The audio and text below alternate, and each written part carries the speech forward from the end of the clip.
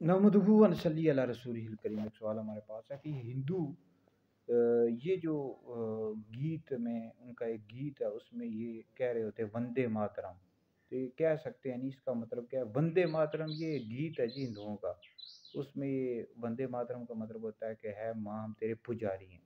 تو ان کے جو دیوتا ہیں جن کی پوجا کرتے ہیں، اس میں سے ایک دیوی جو ہے نا زمین بھی ہے، تو اس کا مطلب یہ ہے کہ ہم ہم تیرے پجاری عبادت کرنے والے ہیں۔ تو مسلمان کو ہرگز بھی جائز نہیں ہے جملہ بولے، جان بوجھ کا جو بولے گا دائرہ اسلام سے خارج ہو جائے گا۔